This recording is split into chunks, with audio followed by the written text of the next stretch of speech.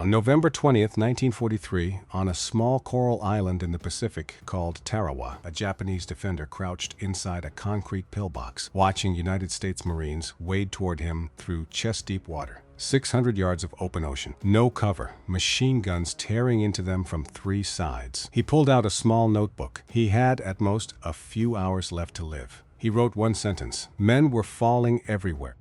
But the line did not stop. He was writing about Americans, and he was writing something his own government had spent 2 years telling him was impossible. Between 1942 and 1945, on islands the American public had never heard of before the war and would try to forget after it, young men on both sides of the Pacific wrote in small notebooks they carried in their tunics. Diaries, letters home that were never mailed, last words scratched by candlelight in caves they already knew they would not leave. When American Marines took those notebooks off the bodies of the Japanese dead, most of them could not read a single word. So the notebooks went into duffel bags, then into shipping crates, then to a converted racetrack complex in a suburb outside Brisbane, Australia, where roughly 2,000 young men, most of them Japanese Americans, sat at wooden desks and read what those dying men had written. What they read did not match anything the American public had been told about the enemy in the Pacific. It did not match anything the Japanese soldier himself had been told either. And it sat in archive boxes in Washington for half a century, because neither government was in a hurry for the story it contained to come out. This is that story. What Japanese soldiers actually wrote in their diaries after facing United States Marines, in their own words, from the ground. Before they died, the place was called Indooroopilly, a quiet suburb outside Brisbane. In the spring of 1944, inside a set of long wooden buildings that had been thrown up on a converted racetrack, the air was thick with the smell of sweat and ink and old paper. Ceiling fans turned slowly overhead. No one spoke. The only sound in those rooms was the rustle of pages being lifted, examined, and set down again. In front of each translator lay a stack of captured documents. Some stacks were neat, most were not. Diaries with mud still crusted in the spines. Letters folded 4 times, then folded again, the creases dark with dried sweat. Pocket notebooks pulled from the tunics of dead Japanese soldiers on every island the Americans had taken so far. Guadalcanal, Tarawa, Kwajalein, Saipan. The paper had come by ship, by cargo plane, by courier pouch, and it kept coming, week after week, in canvas mail bags that piled up in the corridor. The unit had a name that gave away nothing about what it did: the Allied Translator and Interpreters Section, ATIS. Many of the men working inside those walls were Nisei, second-generation Japanese Americans born in California and Oregon and Hawaii, pulled out of their pre-war lives and sent to the other side of the Pacific to read the private words of the enemy. Some of them, when they had been drafted, had watched their own parents loaded onto trains and sent behind the barbed wire of American internment camps. Manzanar, Tule Lake, Poston. The soldiers now sitting at these desks were reading the diaries of Japanese men who had died fighting the country that had locked up their families. They did not speak about this, they translated. That was the job. Over the course of the war, ATIS would scan, summarize, or translate more than 2 million captured Japanese documents. The paper volume of the intelligence reports produced from those translations would eventually exceed 20 million pages. Much of that traffic was operational: unit rosters, order of battle, captured maps, and code sheets. But an enormous share of it was something else entirely: diaries. Thousands of them. Letters written home that had never been mailed.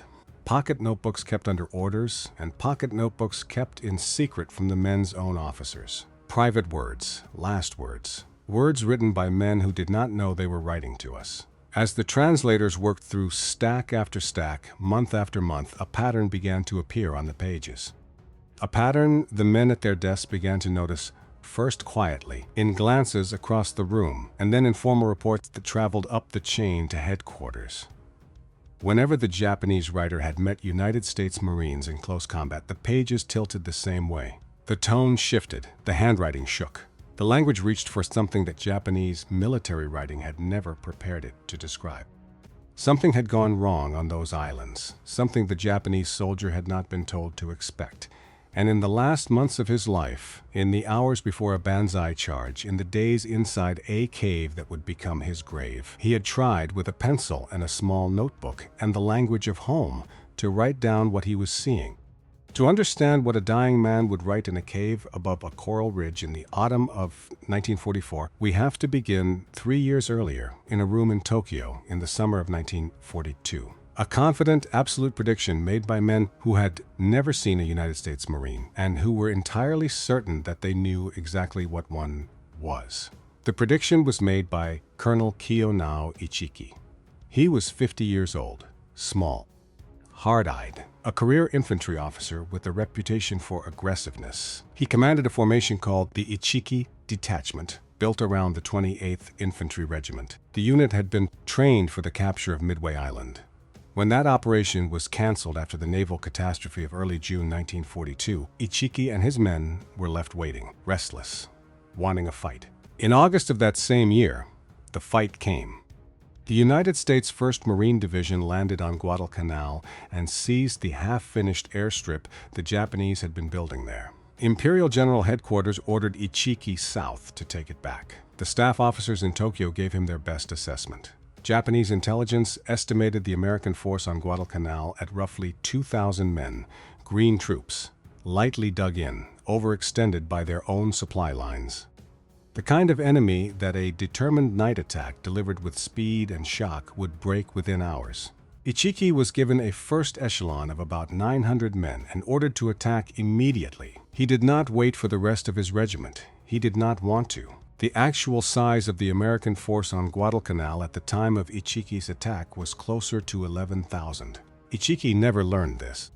On the night of August 21, 1942, at a shallow tidal creek called the Ilu, which American maps had mistakenly labeled the Tenaru, Ichiki led his men forward through the darkness. They moved in the way they had been trained to move.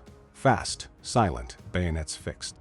They came out of the palms and into the waist-deep water of the creek and crossed toward the sand on the far bank, where the 1st and 2nd battalions of the 1st Marines were dug in behind concertina wire. The Marines waited. Then the Marines opened fire. 37mm anti-tank guns loaded with canister rounds swept the crossing. Machine guns cut interlocking lines across the sandbar. The Japanese assault broke apart in the water. Men fell into the shallows and were shot again where they fell. A second wave came, then a third. The wire held, the line held. By dawn, according to the official Japanese account, Marines counted roughly 777 Japanese bodies stacked along the creek and out onto the sand. Colonel Ichiki did not survive. The Japanese official account says he burned his regimental colors in the final hours and then took his own life, refusing to be captured. A Marine Browning automatic rifleman told a different story after the battle. He said he had shot the colonel himself in the final push, as the last of the Japanese assault broke on the wire. Which version is true, we do not know. The two versions have coexisted in the record for 80 years. The specific manner of Ichiki's death is not the point. The point is the prediction he was carrying in his head when he ordered the attack. And the point is that the prediction was wrong, not in a detail, not in a number, in its entire foundation. The Ichiki detachment had been trained in some of the hardest fighting in China and Manchuria. Its men were not amateurs. Its officers were not fools. They had been told they were going against a department store army, believed it, and on the sand at the Ilu, the department store army had held its ground and cut them down in rows. The notebook that one of Ichiki's men had been carrying, the one with the confident entries about how the Marines would run, went into a canvas bag that morning, along with dozens of others. It would sit in a supply tent on Guadalcanal for weeks. Then it would go on a transport plane. Then it would land months later on a wooden desk in Brisbane. A Nisei translator would open it in the spring of 1943. He would read the last entry. He would put it back in the file. He would not say anything to the man sitting next to him. In the weeks that followed the disaster at the Ilu, a Japanese anti-tank gun officer named Genjiro Inui, a second lieutenant with an independent anti-tank company, landed on Guadalcanal as part of the reinforcements. Inui was in his late 20s. Careful, observant. He kept a personal diary, and after the war his son would help publish it in Japan in 1992. In the entries from those first weeks on the island, Inui wrote about a slow, disturbing realization. Day by day, page by page, every assumption Japanese planners had made about the Marines was wrong. The beach had been held by many more men than Tokyo had estimated. The Marines had not run. The artillery had not stopped. When the Japanese had reached the American line, the Americans had not broken in the way the training manuals said they would. Inui did not shout in his diary. He did not accuse. He simply wrote down what he was seeing. What he was seeing did not match what he had been told. This was the first signal. It was not yet clearly read. In the second week of September, another Japanese formation arrived to try again. A brigade under Major General Kiyotake Kawaguchi, roughly 6,000 men, was ordered to retake Henderson Field. Kawaguchi's plan called for a night assault on a low-grass ridge south of the airfield, held by a combined Marine, Raider, and Parachute battalion under Colonel Merritt Edson. The Marines would later call that ground Edson's Ridge. Some of them would call it Bloody Ridge. Kawaguchi threw about 2,000 men against it in wave after wave through the night of September 13th and into the pre-dawn hours of September 14th. At first light, Marines counted upwards of 600 Japanese bodies on the slopes and in the jungle beyond. Again, the numbers were wrong. Again, the pattern was wrong. The Japanese attackers, briefed to expect the Americans to panic at the sound of a Banzai charge, had instead walked into disciplined, sustained rifle and machine gun fire that cut them down as they came. The men who had promised, in the language of the Field Service Code, to break the Americans through spirit alone, had broken themselves against a line that would not move. Back in Tokyo, the casualty reports from Guadalcanal were filed. They were discussed. They were partially absorbed. Word went out through the staff system that Japanese troops should expect the Americans to fight harder than previously estimated. The deeper assumption, the foundational one, the belief that the American soldier was morally weaker than the Japanese soldier and that his will would eventually collapse, was not revised. It could not be revised. To revise it would have meant revising the entire theory on which Japan's war plan was built. That theory said a prolonged fight would not be necessary, because American resolve would fail before American production could matter. And so the assumption was carried forward to the next island, and the next, and the next. The men in the room in Tokyo who had made the prediction did not stop believing it. They just stopped putting it in writing. To understand how completely the Japanese army had misread its enemy, we need to know what image of the American the ordinary Japanese soldier had been carrying in his head when he stepped off the transport. On January 8, 1941, 11 months before Pearl Harbor, the Japanese Army had issued a short document called the Senjinkun, the Field Service Code. It went out under the signature of the War Minister, a lean, stern officer named Hideki Tojo, who would within months also become Prime Minister. The Senjinkun was a moral code disguised as a military manual. It told the Japanese soldier who he was, what he owed, and who the enemy was. The Japanese soldier was taught, in its pages, that capture was the deepest shame a man could bring on his family and his home village. Death was preferable to surrender. He was taught that the honor of his unit, of his ancestors, of the emperor himself, was carried in every action he took. He was taught that the moment he stopped fighting, he had erased the meaning of his own name. He was also taught, less formally but just as consistently through training lectures, propaganda films, radio broadcasts, and the wartime press, that Western soldiers did not think this way, that the American in particular fought for pay, not for cause. Sought in a country of department stores and jazz music and baseball games, that he would break under pressure, that, if given the chance, he would raise his hands and walk into captivity without shame, because he did not understand what shame was. This was not a fringe belief. It was the foundation of an entire strategic doctrine. It was the reason Japanese planners repeatedly underestimated the number of troops required to hold an island. It was the reason they preferred the bayonet charge as a decisive tactic. If the enemy will break, you only need to push him. You do not need to outgun him. You do not need to outsupply him. You only need to prove, with cold steel at close range, that your will is greater than his. Then the will of his side collapses, and the war ends. That was the theory. The men who wrote it and the men who taught it had never met the United States Marine Corps in a place where neither side could retreat. In the hills of Luzon in the Philippines, in the autumn of 1944, a Japanese officer named Fukuzo Obara kept a diary. It has been translated and studied by historians for decades. In one of the passages, Obara wrote that the soldiers of his unit must now, as he put it, live the lessons of Saipan and of Guadalcanal. By lessons, he meant one thing. The bastards, he wrote, must be taken and killed, ground to pieces, every grain of rice consumed for this single purpose. That is not the language of a man who thinks the enemy is weak. That is the language of a man who has been told for years that the enemy is weak, and who has now seen what the enemy actually is, and who is trying, with the vocabulary he was handed as a young officer, to reconcile the two. Obara did not reconcile them. His diary is the record of a man slowly losing the words he had been given. He is not alone. The National Archives in the United States today hold hundreds of translated Japanese diaries from the Pacific War, scattered across record groups that few historians have read in full. Read in sequence, they tell a single, unmistakable story. In 1942, the Japanese soldier writes about the Americans with contempt. In 1943, he writes about them with puzzlement. In 1944, he writes about them with fear. And in 1945, in the last months of the war, he writes about them with a strange, exhausted respect that his own training had given him no vocabulary to express. Somewhere between the sand at the Ilu Creek and the tunnels of Iwo Jima, the men in Tokyo lost control of the story they had told about the enemy. The men on the ground had started telling their own. The first real collision came on the morning of November 20th, 1943, on a beach on the northern rim of an atoll in the Gilbert Islands. The atoll was called Tarawa. The islet where the Marines came ashore was called Betio. It was flat. It was triangular. It was less than half the size of Central Park in New York City. By the time the sun set on that first day, more American Marines would be dead or wounded on that small piece of coral than most units had lost in an entire year of the war. The commanding Japanese officer on Betio was Rear Admiral Keiji Shibasaki. He was 49 years old, a naval officer, not an army officer, which mattered. The Special Naval Landing Forces under his command were the Imperial Japanese Navy's equivalent of Marines.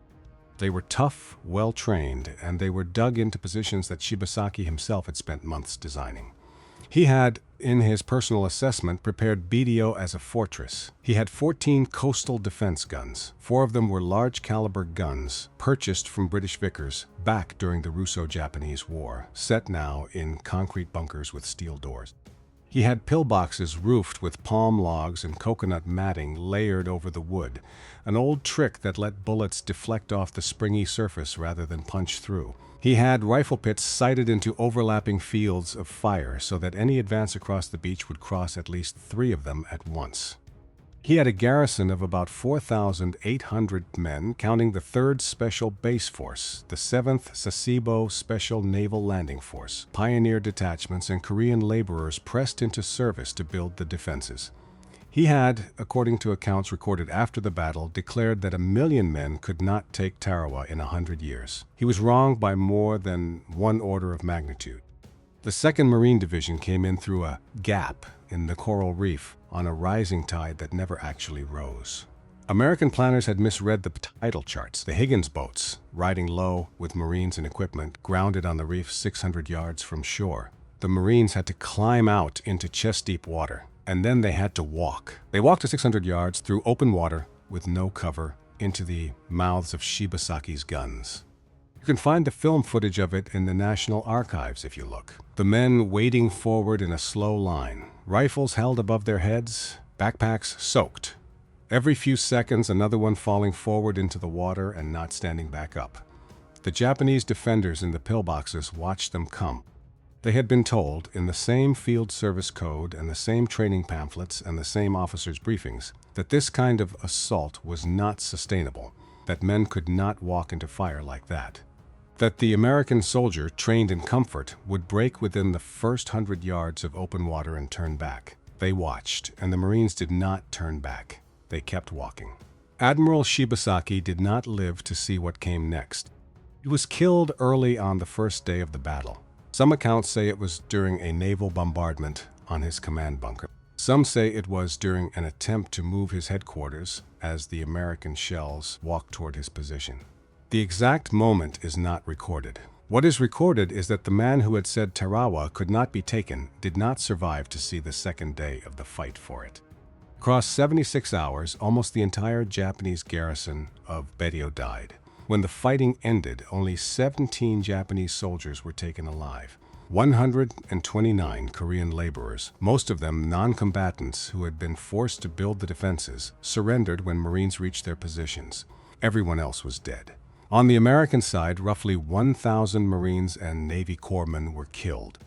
More than 2,000 were wounded. Many of the dead were photographed floating face down in the shallows or draped over the barbed wire on the beach. The photographs were so disturbing that the decision to release them to the American public was deferred all the way up to President Roosevelt himself, who eventually said yes.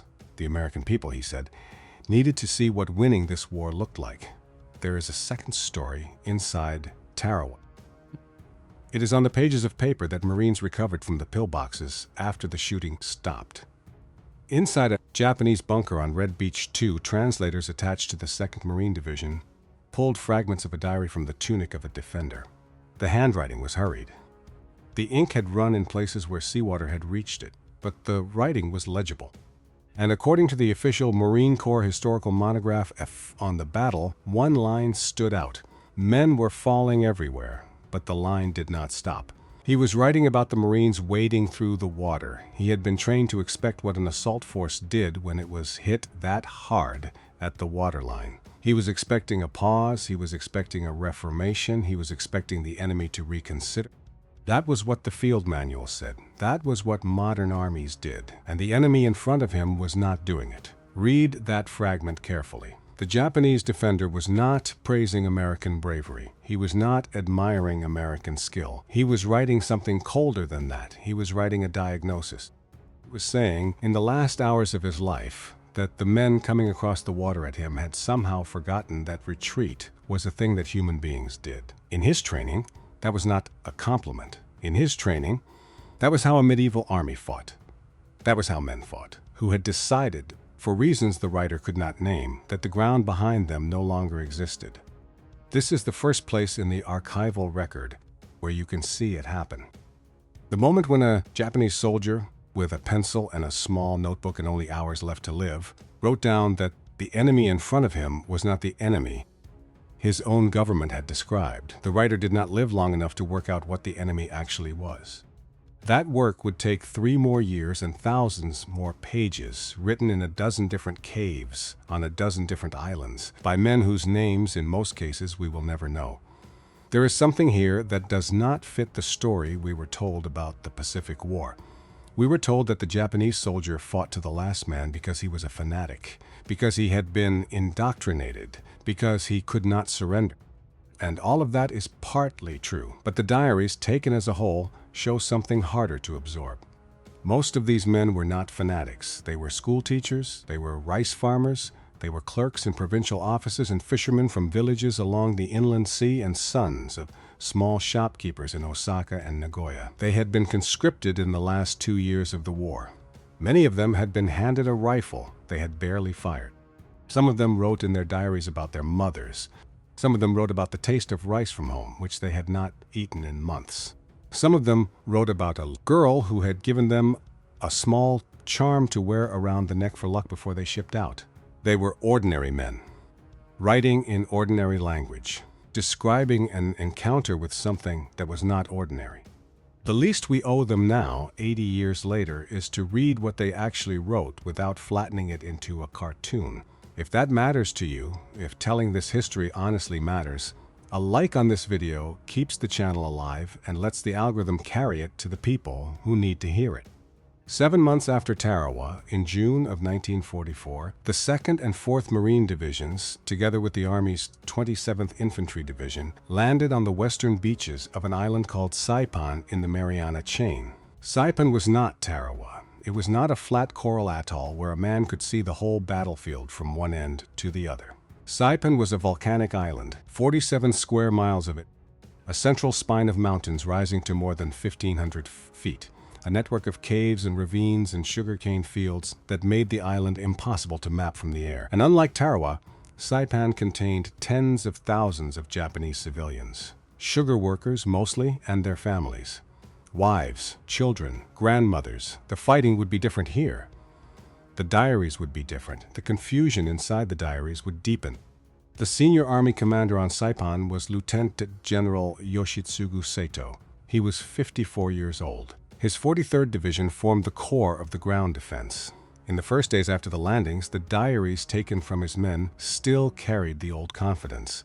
Entries described the Americans exactly as the training pamphlets had described them: rich, over-equipped, dependent on naval gunfire and air support because they could not fight as individual men. The tone did not last long.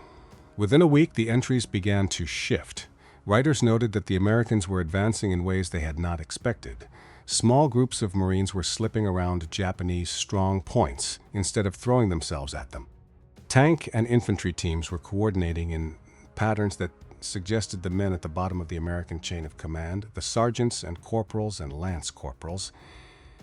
That was, in the framework the Japanese officers had been trained in, deeply strange. A Japanese tank officer named Tokuzo Matsuya kept a diary during the battle. He was 24 years old, a lieutenant in the 9th Tank Regiment. His unit was largely destroyed on the night of June 16th into the morning of June 17th in a confused armored charge against the Marines, a charge that veteran Marine tank officers said afterward was the worst. The Japanese tanks came forward in the darkness without proper reconnaissance, without infantry support, without any real understanding of where the American lines were. American Sherman tanks and bazooka teams killed them one by one as they came up out of the cane fields. Matsuya's diary was recovered afterward. His entries have been cited in Samuel Eliot Morrison's Naval Histories and in a number of later works on the Marianas Campaign. In one of the final passages, Lieutenant Matsuya wrote about what he was going to do when the Marines came for him.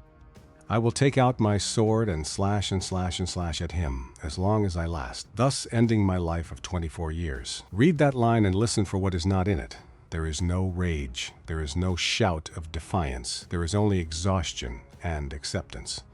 A kind of quiet astonishment at what was coming for him. He had been briefed, like every other officer in the Marianas, that the Americans could be defeated at the water's edge. They had not been defeated at the water's edge. They had walked inland. They were still walking. The lieutenant with his sword was going to die swinging at them because that was the only thing left he had been trained to do. He was 24. While Matsuya was writing that entry in a Japanese command post, another man was moving in the opposite direction across the same island. His name was Guy Gabaldon. He was 18 years old. A Marine private first class. He was small, quick, dark-haired from East Los Angeles. He was not, on paper, the sort of Marine you would expect to change the course of a battle. Guy Gabaldon had grown up in a mixed neighborhood in East LA where his closest friends had been the sons of a Japanese-American family named Nakano. The Nakanos had taken him in as a boy when things were hard at home. They had fed him. They had taught him some of their language over the dinner table. When the war came, the Nakano sons were sent to internment camps, and Gabaldon was sent eventually to the 2nd Marine Division. He carried both of those things with him onto Saipan. Alone, at night, without orders and against the advice of his own officers, Private First Class Gabaldon started slipping across the American lines and into the caves and ravines, where the Japanese soldiers and civilians were hiding. He carried a rifle, but he almost never used it. What he used was the language he had learned in the kitchen of a family that had, by the time he reached that island, been locked up by his own country. He told the men and women in the caves that they would not be tortured. He told them they would be fed. He told them over and over that what they had been taught about the Americans was not accurate, that the men in the green uniforms outside the cave were not going to hurt their children. Some of them believed him. Over the course of Saipan and the follow-on battle for Tinian, Private First Class Guy Gabaldon brought in approximately 1,500 Japanese soldiers and civilians, essentially by talking to them. One man, one rifle, one language he had learned as a boy. 1,500 lives. Hundreds more did not come out. Some of them we will come to. In the final week of the battle for Saipan, on the night of July 6th and into the morning of July 7th, Lieutenant General Saito organized what the Japanese called a Gyokusai attack. Gyokusai is a word that translates roughly as the shattering of the jewel. It was the official Japanese term for a suicide assault, a charge made not to win but to break in the most honorable possible way. Roughly 4,000 Japanese soldiers, sailors, walking wounded, pulled from the field hospitals, and armed civilians threw themselves at the positions of the American 27th Infantry Division and its supporting Marine units. It was the largest Banzai charge of the entire Pacific War. The 1st and 2nd Battalions of the American 105th Infantry Regiment took the brunt of it. They lost 918 men killed and wounded holding the line. When the sun came up over the fields where the charge had died, only 189 Americans from those two battalions answered the next roll call.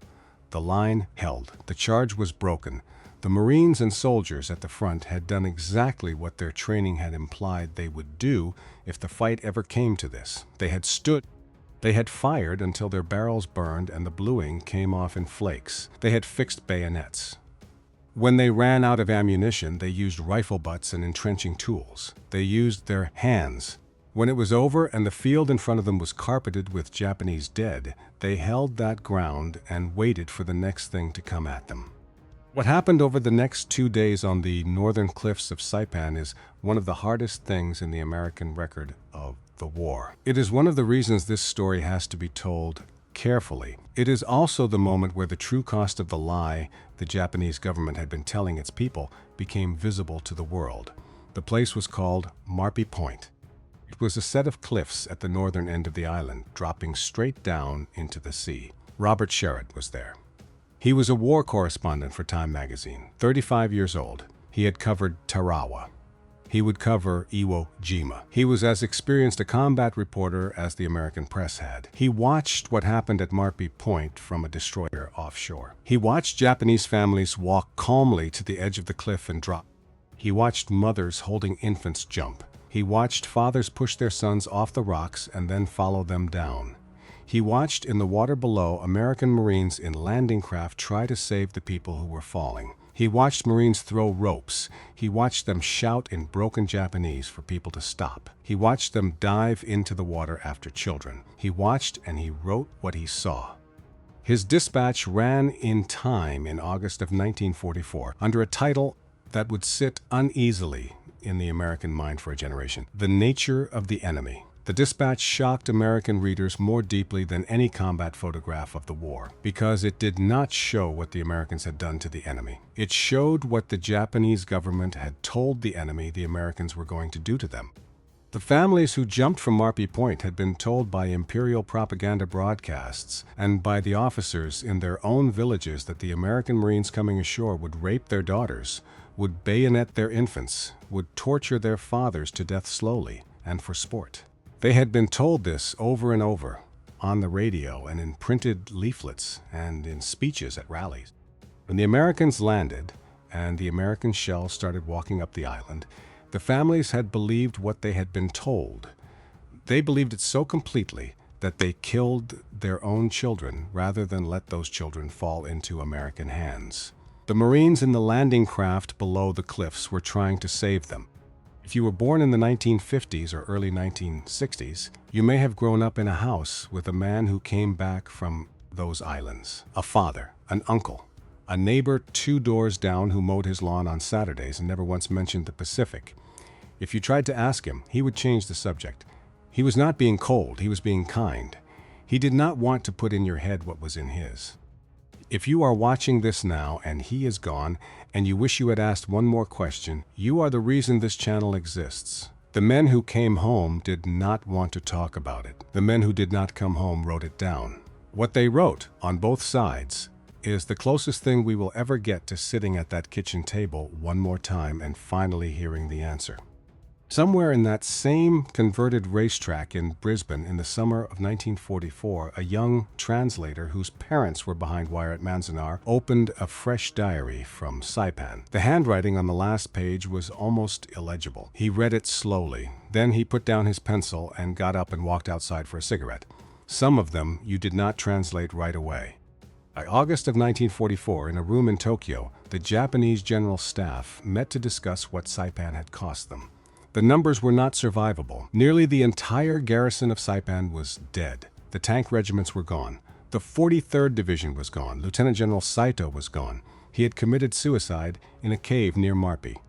The commander of the Japanese fleet in the area, Vice Admiral Chuichi Nagumo, the same admiral who had led the strike on Pearl Harbor 32 months earlier, had also killed himself. The American Marines were coming for the next island. The staff officers in that meeting made a decision. They could not continue defending in the old way. The bayonet charge did not work. The waterline defense did not work. The belief that American will would collapse under casualties did not appear to be true. The Americans had absorbed more casualties on Saipan alone than most American units had seen in the entire European war, and they had not turned back. So the doctrine changed. The new doctrine had a name in the Japanese planning documents. Jikusen, attritional warfare. The idea was no longer to defeat the Americans at the beach. The idea was no longer even to win the battle. The idea was to bleed the Americans for so long in such rugged terrain, at such a cost in dead sons, that eventually the American public back home would grow sick of the price and would demand a negotiated peace. The men in that room had at long last given up on the theory that the American soldier would break. They had replaced it with the theory that the American voter would. The first island where the new doctrine would be tested in full was a small, oddly shaped place in the Palau group called Peleliu. The commander was a colonel of the Imperial Japanese Army named Kunio Nakagawa. He was 46 years old. He commanded the 2nd Infantry Regiment. He was, by all accounts of the men who served under him and the American officers who studied his work after the fact, a professional. Careful, methodical. He had read the reports from Saipan. He had read the after-action assessments from Tarawa and Kwajalein. He had drawn conclusions that his own superiors in Tokyo had been slow to accept. Nakagawa did not defend the beaches at Peleliu. He put a single battalion forward to disrupt the American landing, just enough to hurt them at the waterline. Then he pulled his main force back into a coral ridge system north of the airfield that the Marines would very quickly rename Bloody Nose Ridge. The formal Japanese name for the terrain was the Umurbogo. Nakagawa had spent months preparing hundreds of caves. Some were natural. Some had been blasted out of the coral by Japanese mining engineers brought in specifically for the work. The caves were connected by tunnels. Some had steel doors that could be closed against flamethrower attacks. Some were layered vertically on the ridge face, so that if Marines attacked the lower cave, the upper cave could pour fire down on them from above. He had been given the same official briefing as every other Japanese island commander, that the Americans would break under sufficient pressure. He had listened to the briefing. He had then looked at what his soldiers on Saipan had written in the last hours of their lives. He had decided quietly that the briefing was wrong. He did not tell Tokyo he thought so. He just built his defense as if he already knew. On September 15, 1904, the 1st Marine Division landed on Peleliu. Their commander, Major General William Rupertus, had told his Marines the operation would be short. 3 days, he said. 4 at most. It took 73. The 1st Marine Regiment, commanded by a hard-bitten Marine legend named Colonel Louis Chesty Puller, took such heavy losses in the first 6 days against the Umurbogal that the regiment had to be pulled off the line entirely. Puller himself was famous in the Marine Corps for his willingness to accept casualties. He had never seen anything like this. The terrain was unlike anything the Marines had fought in before. It was not jungle. It was not desert. It was sharp coral pushed up from the seafloor over millions of years, jagged underfoot, cutting through boot leather, hiding caves and crevices and rat holes from which Japanese machine gun fire could come at any angle. The temperature on the surface climbed above 115 degrees Fahrenheit. Marine canteens emptied by mid-morning.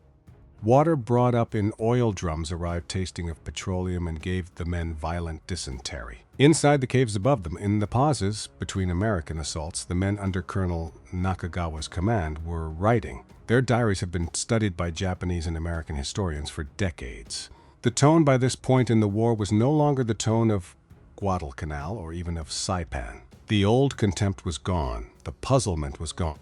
What replaced them on the pages was something colder, more precise. An anonymous Japanese diary recovered after the battle captured the mood on the Japanese side just before the American landing. The enemy has planned to land. Let them come if they are coming. Who is afraid of the Americans or the British? We will defend Peleliu.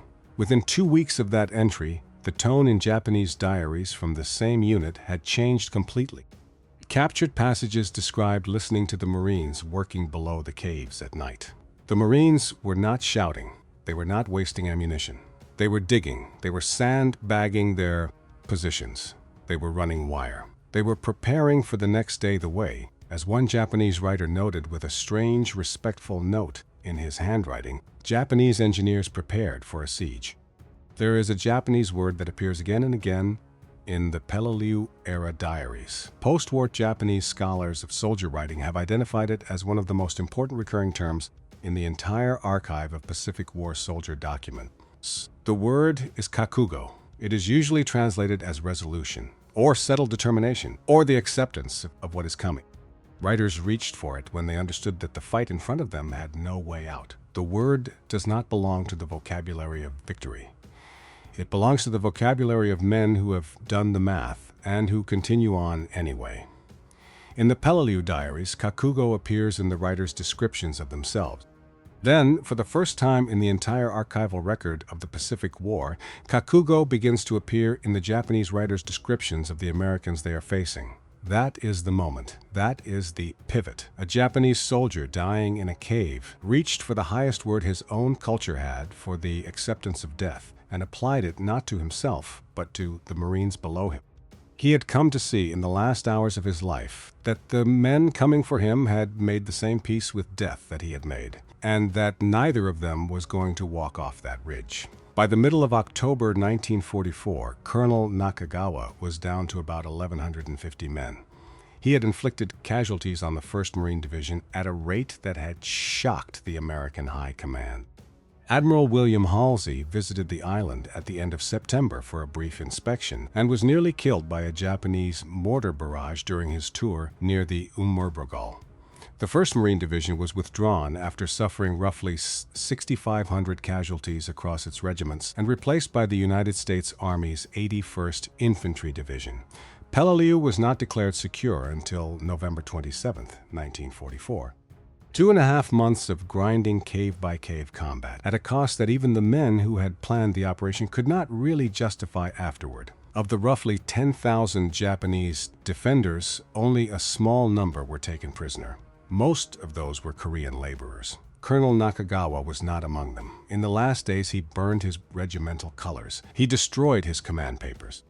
He sent a final radio message that has come down to us in the post-war reconstructions. It was brief. There was no triumph in it. Our sword is broken, and we have run out of spears. Then he sent the code word for the completion of a suicide. Sakura, Sakura, cherry blossom, cherry blossom. He went off the air. He killed himself in his cave. Imperial General Headquarters, grateful for what he had cost the Americans, posthumously promoted him 2 grades to Lieutenant General. In the ministries in Tokyo, they treated his death as a victory. It was not a victory. Colonel Nakagawa had built a defense specifically designed to bleed the Americans. He had executed it against an enemy he no longer underestimated, with as much skill as any Japanese officer in the entire war. He had still lost. He had killed a great many Marines. He had held for 73 days. In the end, the Americans had walked over his position 1 cave at a time and taken the airfield. The conclusion on the Japanese side, from the commanders who read Nakagawa's action reports in the winter of 1944, was that the old assumptions were dead. There would be no breaking point for the Americans that could be reached by casualties alone. The only remaining question was how much Japan was willing to pay to prove that point one more time. The last island would tell them. If your father served in the Pacific, in any unit, in any capacity, I would be honored to hear what he brought back with him. The name of the island, the unit number, the one story he told at the kitchen table on Sunday afternoons, or the one story he never told at all. Those details are the real archive of this war. They do not live in Washington. They live in families. They deserve to be written down before they go with the last of the men who carried them home. Leave them in the comments below. Someone will read them. Someone always does. The stack on the desks in Brisbane kept growing. By early 1945, the translators had begun to recognize the handwriting patterns, the style of the last entries. The way a man's script tightened when he knew he was writing his final page. They did not need to read the words to know what the diary was going to say. They read them anyway. In February of 1945, the 4th and 5th Marine Divisions, later reinforced by the 3rd, landed on a small volcanic island 8 miles long and shaped like a pork chop. It sat about 750 miles south of Tokyo. It was called Iwo Jima, Sulfur Island. The Marines who came ashore on the black sand beaches on the morning of February 19th already knew, from the intelligence briefings and from the aerial photographs, that this place was not going to be like the others. What they did not know, and what they could not have known, was that the Japanese officer waiting for them in the tunnels beneath their feet was the one man on the entire Japanese side of the war who had years earlier told his own government exactly how this was going to end. His name was Tadamichi Kuribayashi. He was 53 years old, a lieutenant general in the Imperial Japanese Army. He was, in the small, closed world of the senior Japanese officer corps, an outlier of a very specific and dangerous kind. Kuribayashi had lived in the United States between 1928 and 1930 on attaché assignments given to promising young officers. He had served in Washington, D.C. He had studied with the United States Army at Fort Bliss in Texas and at Fort Riley in Kansas. He had ridden with American cavalry officers. He had eaten dinner in their homes. He had traveled across the country by car from coast to coast on the 2-lane roads of the pre-war United States, watching the wheat fields of Kansas roll past his window and the smokestacks of Detroit rise in the distance, and the shipyards of the East Coast at work day and night. He had seen what the United States actually was at ground level, in a way that almost none of his fellow generals ever had.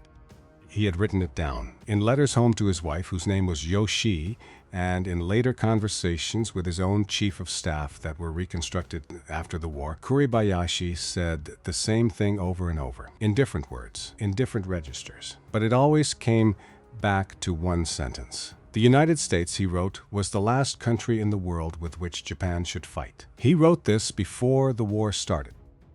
He wrote it because he had stood on the shop floor of an American automobile plant and watched cars come off the line, one every few seconds, hour after hour, in a way that no Japanese factory in 1929 could match. He wrote it because he had seen the size of American ports and the tonnage moving through them. He wrote it in a way most of his colleagues had not, that a war between Japan and the United States would not be a contest of spirit. It would be a contest of spirit. It would be a contest of production. And in a contest of production, Japan would lose. When the war came anyway, Kuribayashi did his duty. But he was quietly regarded in the inner circles of the Tojo cabinet as a defeatist, a man who did not sufficiently believe. In the summer of 1944, after the loss of Saipan, when Imperial General Headquarters needed someone to command the defense of Iwo Jima, they gave the assignment to Kuribayashi. Everyone in the room understood what the assignment meant. Iwo Jima was going to fall. The only question was how long it would take and how much it would cost the Americans. Kuribayashi was being sent there to die. The men who sent him knew it. His own family, when he said goodbye to them in Tokyo before boarding the flight south, knew it. Kuribayashi himself, when he wrote his last letters home to Yoshi from the island, knew it most clearly of all. "Do not expect my return," he wrote to her. He did not soften it. He did not dress it up in the language of victory. He wrote to his wife the way a man writes when he has already accepted where he is going. Kuribayashi did something on Iwo Jima that no Japanese island commander had done at scale before him. He read every report the Japanese army had produced on the American landings at Tarawa, at Kwajalein, at Saipan, at Guam, at Tinian, at Peleliu. He read the captured American field manuals that his intelligence officers had been able to lay hands on. He read the after-action assessments of the officers who had lost the earlier battles. Based on what he read, he issued orders that broke with almost every element of the traditional Japanese island defense. He forbade large-scale Banzai charges. This was not a small order. The Banzai charge was, in the Japanese officer's culture, the honorable culmination of a losing defense. Kuribayashi called it a waste of men. He said his soldiers would not throw their lives away for a symbol. They would sell them, one Marine at a time, from positions his engineers had prepared. He forbade defending the beaches at all costs. He put a thin screen of troops forward to disrupt the landing and pulled his main force back into the interior of the island. He ordered his men to dig. By the time the Marines landed, the island of Iwo Jima contained an estimated 11 miles of tunnels. Hundreds of mutually supporting cave positions had been carved into the volcanic rock, integrated into an underground network. Kuribayashi's garrison of roughly 21,000 men, drawn from the 109th Division and attached Naval Guard units, could move from one end of the island to the other without ever seeing the sky. He knew exactly what he was building. He was building the most expensive piece of ground in the entire history of the United States Marine Corps. Before the battle began, Kuribayashi issued to his men a document he called the Courageous Battle Vows. 6 statements of commitment. They were read aloud in the tunnels by candlelight and posted on the walls of the command bunkers. The 5th of the 6 vows was the one that mattered. "We shall not die," it read, "until we have killed 10 of the enemy. Each man, each defender, was expected to take 10 Americans down with him before he went. They did not manage 10 each. They managed enough." The battle for Iwo Jima lasted 36 days. When it was over, nearly 7,000 Americans were dead. Almost 20,000 more were wounded. The Marine casualty rate was so high that entire rifle company ceased to exist as functional units and had to be reconstituted from replacements after the battle. Here is the fact that sits at the center of the entire Pacific War and that most Americans have never been told. Iwo Jima was the only battle of the Pacific War in which the total American casualties, killed and wounded together, exceeded the total Japanese casualties. Every other island in the war, from Guadalcanal to Okinawa, the Americans lost fewer men in the aggregate of dead and wounded than the Japanese. Every other beach, every other ridge, every other tunnel system. On Iwo Jima, the arithmetic reversed. The man who had been called a defeatist by the Tojo cabinet, the man who had been quietly sent to a place he was expected to die in, the man who had told his own wife not to expect him back, had designed the only battle in the entire Pacific War in which the Japanese army inflicted more casualties in the aggregate on the American Marines than the Marines inflicted on them. He did it because he had done what no other Japanese commander had been willing to do. He had studied his enemy. He had believed what the earlier diaries were telling him. He had built a defense for the enemy who actually existed, not the enemy his own government wished existed. He understood better than anyone else in the tunnels around him that even this was not going to be enough. He had told his wife the truth. His own defense was going to work, and Japan was still going to lose because the Americans were going to keep coming. Kuribayashi died on or about March 26, 1945. The details are not clear. He is believed to have led a final night attack in the last days of the battle, a controlled, disciplined night assault, not a Banzai charge, against American positions near the northern end of the island. His body was never positively identified. Somewhere in the volcanic rock and the sand, in a place that no one has ever found, the man who had studied his enemy more carefully than any other Japanese general of the war lay down and became part of the island he had defended. His last cable to Tokyo before he went was a poem. In it, he expressed regret at leaving his country undefended. That was the note he chose to end on, not defiance, not victory, regret. In the tunnels above and around him, the diaries the Marines would later recover from Iwo Jima are among the most valuable captured documents of the entire Pacific campaign. By the time a Japanese soldier was writing his diary on Iwo Jima in February and March of 1945, he had stopped believing everything the propaganda had told him. He had watched his officers die beside him. He had heard the Marines working in the tunnels below him at night. He knew in the specific way a man knows things at the end of his life what the enemy in front of him actually was. The tone of the surviving Iwo Jima diaries is not hatred, it is exhaustion and clarity. Writers describe the Marines attacking the same cave for days at a time, not one attack, not 2 attacks. Attack after attack after attack, methodical, without theatrics, coming back the next morning with more flamethrower fuel and more demolition charges and more men. They described water running out. They described the steady shrinking of the garrison as one position after another was overrun. They described in passages that post-war Japanese scholars have drawn from a range of recovered documents the recognition that the Americans were not going to tire, were not going to break, were not going to lose their will. Whatever these soldiers had been told about the enemy before they arrived on that island, it was not what they were seeing. In the last written pages, many of them reached for the same kind of language. Not the language of enemies, the language of witnesses. The Marines were doing their work. One translates past passage to put it, the way men do work they have decided will be finished.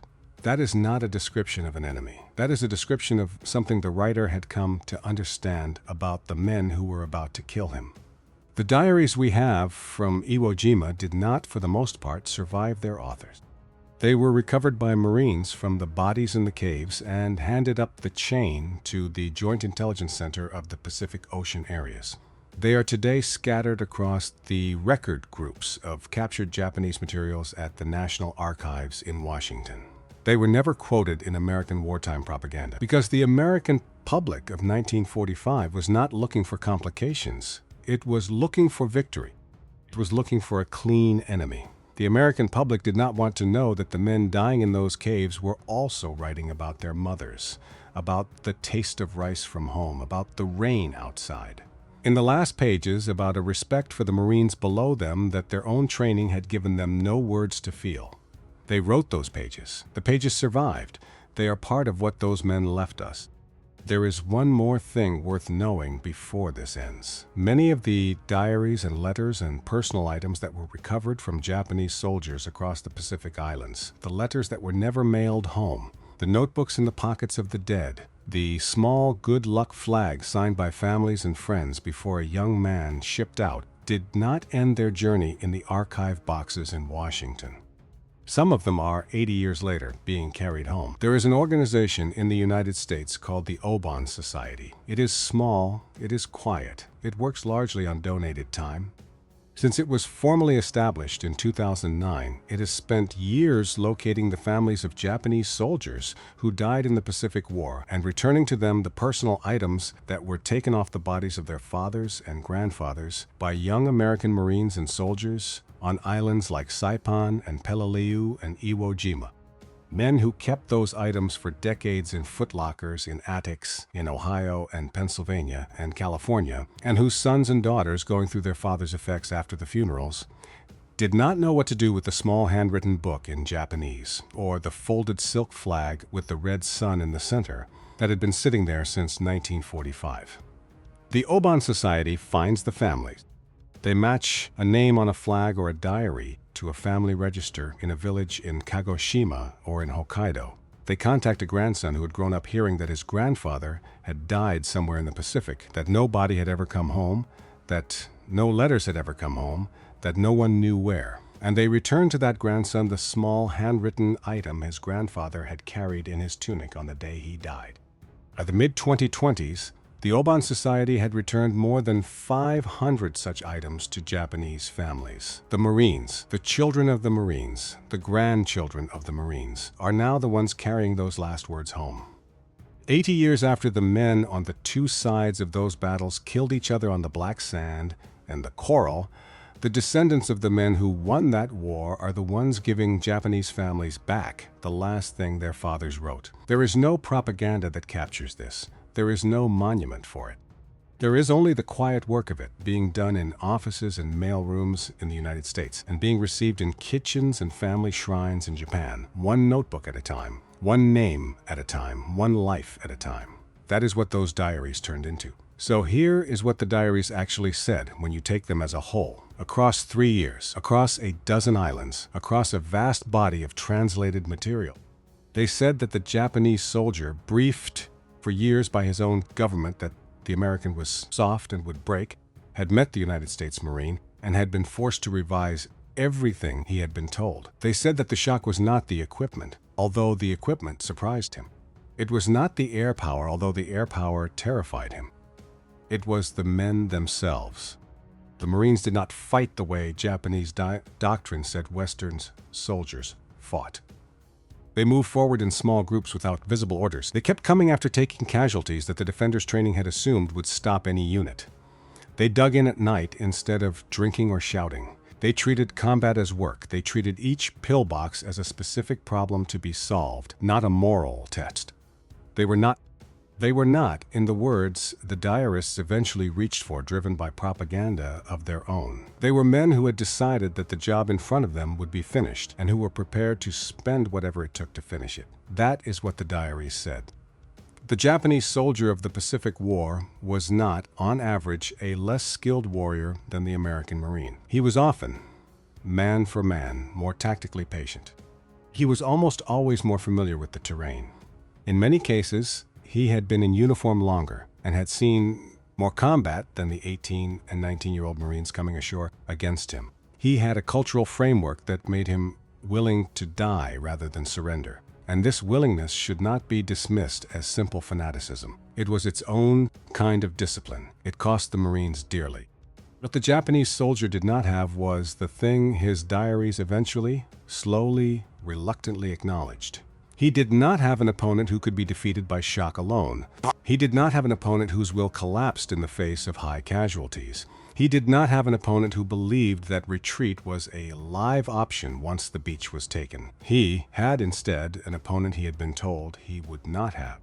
By the time he figured out who that opponent actually was, it was too late to change anything he had been planning. The Marines themselves, most of them, did not know any of this. They did not know what was being written in the caves above them. They did not read Japanese. They did not think of themselves in the grand way the diarists were slowly learning to think of them. They thought of themselves as men on a job, a bad job, in a bad place. For a country that had sent them there, they would have been surprised, most of them, to learn that they were being described in a dying man's pocket notebook with the word Kakugo. Not every diary, not every soldier, but enough of them across enough islands that the pattern became impossible to miss. Most of the men who wrote those diaries died in the caves where they were written. Most of their names we do not know. Their pages went to Brisbane, and then to Hawaii, and then to Washington, and then to archive boxes that sat unread for half a century. They will not be famous. They will not be taught in schools. They are the closest thing we have to an honest answer from the other side to the simple question of what it was like to face the United States Marines in the Pacific. The answer, which took those men 3 years and thousands of pages of private writing to work out, was not what their government had trained them to say. It was that they had been lied to about who they were fighting. By the time they understood it, the ones still alive to write it down were writing by candlelight in caves they already knew they would not leave. If this story gave you something to sit with, if it was worth the hour it took to hear it, hit the like button before you go. It is a small thing. It is how a channel like this one survives on YouTube, and it is how the people who care about the actual history, rather than the cleaned up version, get to find videos like this one. Subscribe if you want more. There are archives full of the words of men who wrote down what they saw before they died. They deserve to be read. Every time one of them is read carefully, instead of being flattened into a slogan, something of who those men were is pulled back out of the silence. That is the work this channel is trying to do. Thank you for being part of it.